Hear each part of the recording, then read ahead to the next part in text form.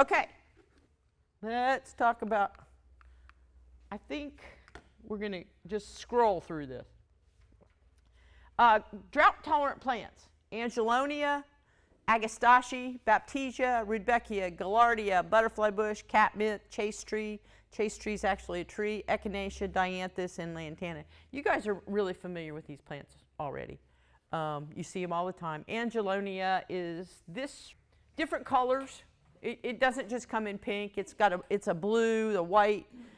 It's got some drought tolerance. Now, when we're talking drought tolerance, remember that the longer your plant's been in the ground and the more it's had a chance for its little roots to reach out, the more likely it is to be drought tolerant because it can reach for water that it wouldn't just get when it's sitting in that little ball. And that's another thing. When you plant your plants and you take them out of the little container, tease those roots apart.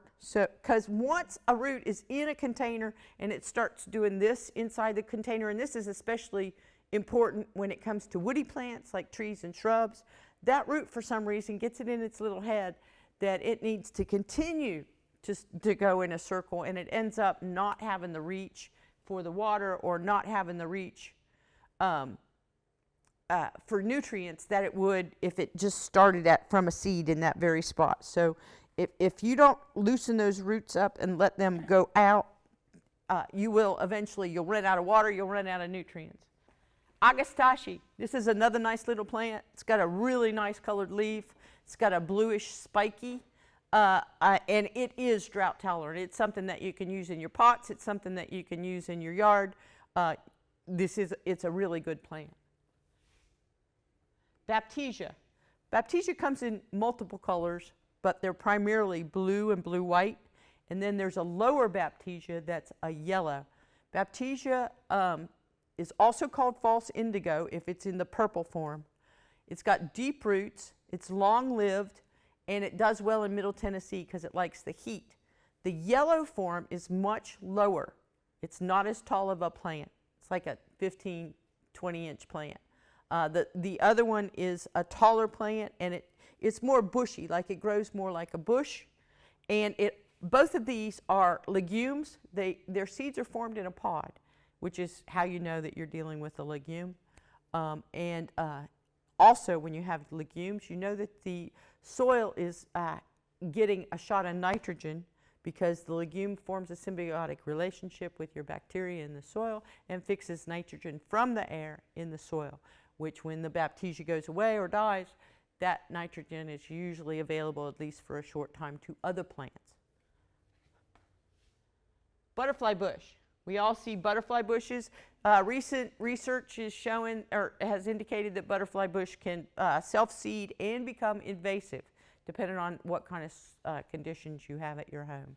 If you have a perfect growing environment, it could possibly become invasive, but you'll just be pulling it out. Places like where I live, and this isn't scientifically proven from UT, I have adverse growing conditions, so nothing is invasive in my area because everything has to struggle to survive. But butterfly bushes come in yellow, pink, purple, bluish purple, and they're very pollinator attractive. You'll get tons of butterflies and moths over it on top, and bees, different kinds of bees. Catmint. This is not catnip, it's catmint. It has a bluish flower similar to the color that you see on a rosemary or a lavender, and it doesn't have much of a scent. It is in the mint family. You can tell the mint family always because the stem on all mints is square. If you'll touch the stem of mints and roll it between your fingers, it's square. But this will stay nice all the way through the summer. The cats won't bother it. You won't get extra cat pee or extra cat anything in your beds. It's just a very nice plant. It likes full sun, but it can take some afternoon shade and may be bothered by the humidity. We get days like this with no humidity. We get days that you can barely breathe. It may grow as high as 2 feet with a spread of 18 to 36 inches. It can be divided in the spring, just like all perennials can be divided, and will not take over a garden bed. Now, the rules for perennials are: the first year, sleep. The first year you plant a perennial, it sleeps. The second year, creep. It gets a little bigger. The third year, it leaps. So it'll be the third year that you can separate this plant out, because it does get, as a mint, it does get somewhat woody. Echinacea. This is your purple coneflower. This is a native range for it. The native coneflower, however, has a notch at the base of these leaves. This leaf right here will have a notch right there at the very tip. There are areas around here in Cedar Glades where the purple coneflower grows naturally. There's Couchville natural area, which is a cedar glade right behind Long Hunter State Park. The goldfinches love this plant. Any animal that goes for seeds, heavy eating seeds, which includes pretty much all animals, but the goldfinches truly love this. If these flowers go away and you leave the stalk with the seeds sitting at the top of it, the goldfinches will go for it like crazy. And most of the native are the ones that go for the most. Native plants have evolved over time with the native animal population, so that's why the two things kind of go together. There is a nice display of native plants at the Ag Center, in the flower garden, the pollinator garden, and the rain garden, if anybody wants to go out there and check it out. I'm pretty sure that the rain garden plants at the Ag Center this year are going to get some kind of award because they are over the top gorgeous. Which I was talking about rain plants for you with your drainage. You might want to go check what they've got going on over there. If you plant the non-native purple coneflower in this area with the native purple coneflower, they will interbreed, and you'll no longer have the native coneflower. It'll probably look more like this. But they can tolerate a good bit of dry, so you'll be okay. Gaillardia. The blanket flower is a group of short-lived perennial plants in the aster family. A lot of the plants that are coming on now are technically in the aster family. They're native to North and South America, including North Carolina. They attract pollinators to the flower and bloom from spring to fall. Blanket flower is also deer and pest resistant and salt tolerant. This is one of the few plants I've ever seen grown at the beach, on the sand as you walk across the dunes to get to the water. They can also resist salt, which is great if you live on a street in this area. Well, I don't think they do that in this area, but a lot of areas salt their streets, so they do have issues with salt. They need good drainage, full sun, and their drought tolerance once they are established. As with any plant, if you plant it early and you allow those roots to reach out, it'll be much more likely to be drought tolerant. Lantana. Lantana plants, propagated by vegetable cuttings. These are deer and critter resistant because they're toxic. So if you have any kind of animals living in your household that like to eat stuff in your yard, you might want to stay away from this one. The yellowish peachy one, that's the picture that's at the bottom, those a lot of times come back from year to year. When you see a big spread of that in somebody's yard, what that means is that did not die, but most of these will die over the winter. They are a perennial, but it's called a tender perennial in that it can't take the cold weather in the wintertime. They're tolerant of drier conditions. They require full sun and well-drained soil. And they're attractive to butterflies and hummingbirds. So that their toxicity does not extend to the critters that are eating them. Just the animals that are, I mean the butterflies, the hummingbirds that are collecting their nectar. It's the actual plant. And they come in yellow, orange, white, red, purple, and they're often 2 or more colors in the same flower cluster. Rudbeckia, that's your brown eye or your black-eyed Susan. That's a native. Moist, well-drained clay, loam, or sandy soil. I have clay that's on rock, and these guys do real well. Moderate fertility will give you the best flower show. Susceptible to powdery mildew, snails, and slugs. So another one we have that's susceptible to powdery mildew. But if you have them so that they're blooming over time, you have one that's blooming now, then you plant another one that's blooming later, and different cultivars, you'll get a nice continuation of bloom. Sedum, this is more of the same. Sedum, salvia, verbena, yucca, zinnia, yarrow, globe amaranth, and lavender. Salvia, salvia is anything in the sage family. That's a pineapple sage down there. Those are very attractive to hummingbirds. And that on the top, I'm not quite sure what kind of salvia that is.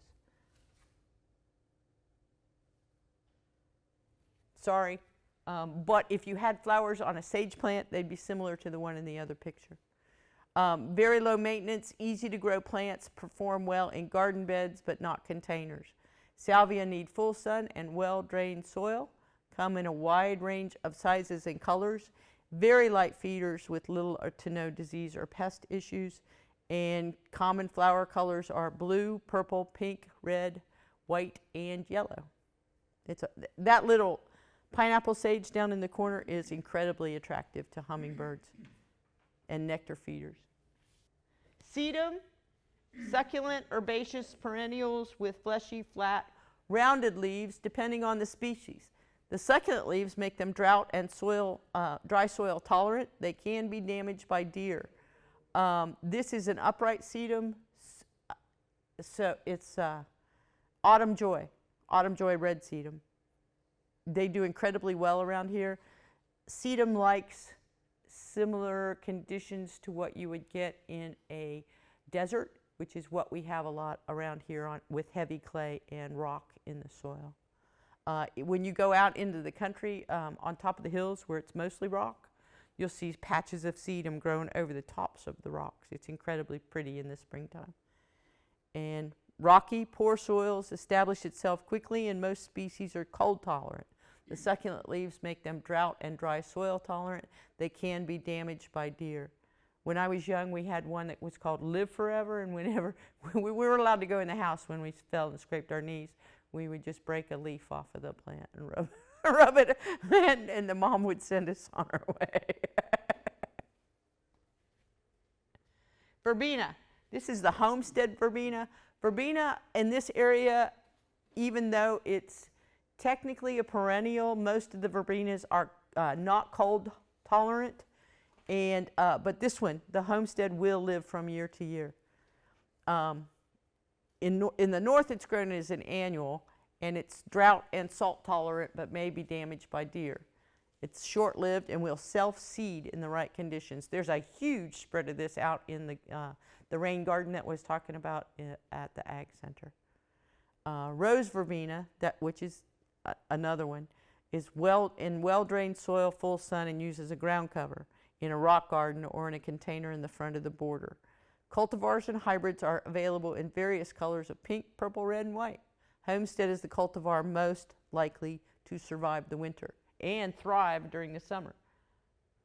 Yucca. Yucca does really well around here. Those are yucca with flower spikes. There's also a variegated yucca that has green and light green stripes that's very attractive. It does not thrive as much as the old-fashioned just plain green yuccas. Yuccas are extremely difficult to transplant. They have a taproot, and if you don't get a big chunk of the soil underneath them, that taproot gets damaged. Curly leaf yucca is low maintenance and resistant to deer, rabbits, poor soil, salt, spray, drought, and heat. Can be propagated by division, root cutting, or seed.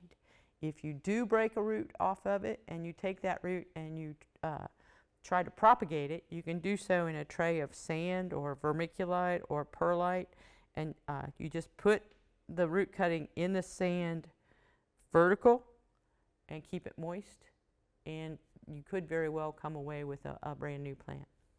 Or you could cut the root off without accidentally cutting it. You know, you can do it on purpose. We're going to have a class next month on propagation, so we'll cover stuff like that. Zinnia. Warm season annual. It will self-seed if you let the seed drop to the ground. Critters will also like to eat the seed. It's in the aster family. Native to southern North America and South America. Many cultivars, colors, and a range of sizes available, from 8 inches tall to 4 foot tall. It's named in honor of Johann Gottfried Zinn, a German botanist, and it's very susceptible to powdery mildew at the present time. There are no cultivars that are completely resistant. That's not saying that there won't be. Yarrow. Considered an herb, perform well in poor soils as long as good drainage is provided. Plant in a location that will provide protection from the wind, and deadhead. Deadhead will encourage the plant to spread as opposed to the formation of seeds. Hot, humid summers are tolerated. Long-lasting blooms are great, cut fresh, and are often used as dried flowers. So this is used in florist shops, dried and fresh. And rust, stem rot, and powdery mildew may affect the plant's health. Now this one, I know you're tired of these, but this is one of my favorites. And I'm almost done with the list of flowers. Globe amaranth. If you see the swirl, this is the most incredible little plant, little flower. It's got the sweetest little swirly configuration of petals in the flower head. And then these are actually the little flowers. This is the petals. It comes in white, pink, purple, light purple. Thrives in full sun, is drought tolerant and easy to grow. It dries like this, and it dries, when it does dry, it dries true to that color. It's used in flower arrangements as a fresh flower and as a dried flower. You can collect the seeds and use them as stock for next year. It is an annual, so it goes seed to seed in one season. It's not going to last through the winter. This is a historic plant. It was grown during the time of Jefferson and was grown in his gardens. I've also seen it grown in a place in Virginia and in a lot of places in Virginia, but in a historic garden at Thomas Jefferson's home, or not Thomas Jefferson, Patrick Henry, Give Me Liberty or Give Me Death, in Scotchtown. And I'm pretty sure they grow it at the Hermitage. But I may be wrong on that because, you know, it's an annual. They switch from year to year. Lavender. Lavender's an incredibly versatile, drought-tolerant plant. Grows in rocky conditions. Tire plant's fragrant, and the showy summer flowers are a bee magnet. This plant prefers to grow in cool summer areas and may struggle in the southeast. There is a cultivar that grows very well here. It's called Phenomenal. It grows round. You don't have to prune it. And it's not like the Munsteads and the French and the Hidcoats that are the old-fashioned lavender. Can be grown in a rock garden, pollinator garden, edible garden, or containers.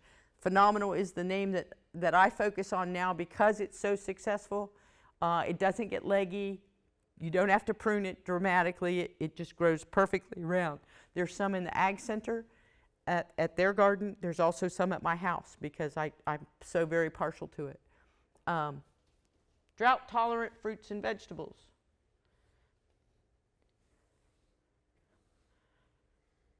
Keep the garden just large enough to meet your needs. Consider water restrictions before starting a vegetable garden.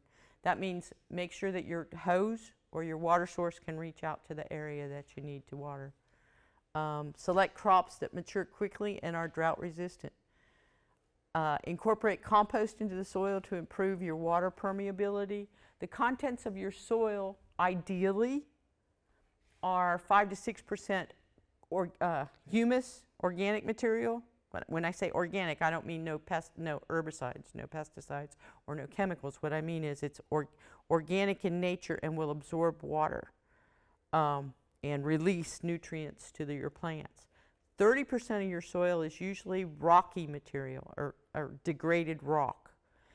25% of your soil should be water or water spaces that water can fill, and 25% of your soil will be air spaces. So that's what typically the composition of your soil will be. I try to get as much organic material into my soil as possible without upsetting the chemical balance, which means I use a lot of composted manure, but there are other organic sources that are recommended by UT. That would be your coir, your peat moss. Inorganic sources of soil conditioning would be your perlite, your vermiculite. So just to make your soil looser and let the roots enter the soil around the base of the plant more readily. Drip irrigation systems. Typically you can do a soaker hose in a small area where you just turn it on and let it run. A lot of people around here have irrigation in their yards. They just schedule their irrigation. You want to group the plants that need the most irrigation closest to the water source. So your grass would be first, needs a lot of water. Then your flowers would be in your flower bed, or your vegetables in your vegetable bed. But the plants that are going to need the least amount of water, which is a lot of the plants that I just covered, or your yuccas, your shrubs, they can be furthest away from the water source, and they need to be grouped together. You hit the plants that need the most water with the most water. To maintain production, supplement rainfall to ensure plants need at least an inch of water a week. And in the temperatures that we just came through in July, they probably need at least 2 inches of water a week. Take special care to avoid drought stress during germination, transplanting, and fruit development. Fruit and nut trees need adequate water from bloom until harvest for good fruit production. Now the caveat to that is your grapes. The closer you get to harvest for grapes, the less water they need, because it will cause the sugar content in the individual fruit to decline, because there'll be more water, less sugar. It's a concentration thing. Right plant, right place. What do you want the plant to do? How do you want the plant to look? What conditions does the plant need to grow? We're right back to the same thing of grouping similar needs plants in the same space. All the plants that need high fertilizer content, you put those together. All the plants that need water, a lot of water, you put those together. All the plants that need a lot of sun, you put those together. You don't try to avoid planting plants in an area where you'll have to do extreme pruning or other giant measures. That didn't make any sense. Let me redo that. Right plant, right place is just catering the needs of the plant to the right spot. Full sun, give it full sun. If you plant next to a house, don't plant a tree next to the house. You're going to have to dramatically prune it or cut it down over time. Just what conditions does the plant need to grow? Watering miss. Watering each day is best to keep plants hydrated? No. Frequent light watering can cause the development of a shallow root system close to the surface, leading to a vulnerability during times of drought. So if you water if you give a light watering, say you have a 7-day window and you want an inch a week, if you do 1/7 of an inch to your lawn, what you've done is encourage all of the roots to your grass to be growing at the surface. So on the days when you don't water, those roots suffer because there's no deep water. There's nothing to convince those roots to go deep to get the nutrients and the water. Another myth, sunlight-focused water droplets will burn the leaves. Leaf damage can occur due to many instances, but sunlight-focused water droplets are not one of them. When you see that your plant is wilting, water it. It's the water on the leaves is not going to hurt a thing. Too much or too little moisture, insect damage, disease, overfertilization, and weather conditions, but no, there won't be any sun scorching. There may be damage to your leaves from downy mildew if the leaves stay wet over time, but not from the water. The rate of evaporation is usually quick enough that the water will evaporate before any sun scorching will occur. And a midday rain to a plant that needs it will actually cool off the plant leaves. I lived in an area in Arizona that was that part of the town had lawns that were irrigated and part of the town just had sand. And the temperature in the town was 10 degrees cooler in the area where there was irrigation, as opposed to the other side of town, which was just blow sand. But they also had a water bill. It rains, so I don't have to water. This is another myth. A downpour of rain can be deceiving. Storms tend to lead to water running off because the surface of the soil gets saturated with water and then it won't absorb any more. That's where the more organic matter you can put into your soil, the better, because that makes it looser with those pore spaces for the water to infiltrate. So a short, hard rain hasn't really done any benefit to your root systems. You want a longer over time. A good long rain over a course of a day is much better. Consider using a moisture meter, a finger, or even a stick to assess your soil for the required moisture. There are people that have little moisture meters where they stick the probes down in the soil and it'll tell them. Deep watering, more established plants with deep systems will benefit from infrequent deep watering. The amount of water needed by each plant is dependent on multiple factors, weather and time of year. Stage of growth and location. Too much water is also a problem. Plants may decline and die because their roots are too wet. Roots take in oxygen from the soil to survive. If water saturates the ground, there is little or no oxygen available. The roots of your plants need oxygen too. Mostly they need nitrogen, but they do also need oxygen. They get that from the air pore spaces that they travel through. Other plants may survive too much watering, but their fruit may be bland. That's because they dilute the amount of sugars in the plant. Crops raised for storage, such as winter squash, rutabaga, potatoes, or onions, will not keep well after an overly wet season, and most leaf diseases do more damage during wet seasons. A gardener can do little if too much rain falls. One solution is to build raised beds. The alternative is, if you have raised beds, usually you have to water them. They won't hold as much water as the plants, the soil in the ground. Water your garden so that your plants always have enough moisture. On sandy, well-drained soil, you may need to water twice a week. Sandy soil holds not very much water. It's because the pore spaces between the sand grains are larger, so the water just shoots right through. Soil that hold moisture, such as heavier clay soils or loamy soils rich in organic matter, watering once a week is fine. Soil covered by mulch will retain water better, and you may need to water less often. There is a program put forth by UT called Smart Yards. You get a workbook and a yardstick, and this is mostly, sorry dear, this is mostly online. You have to access it online. But you can do these steps, and then you get a Smart Yard certification thing that you put out in the front of your yard or in the front of your flower beds, and you get to impress all your neighbors. thank you.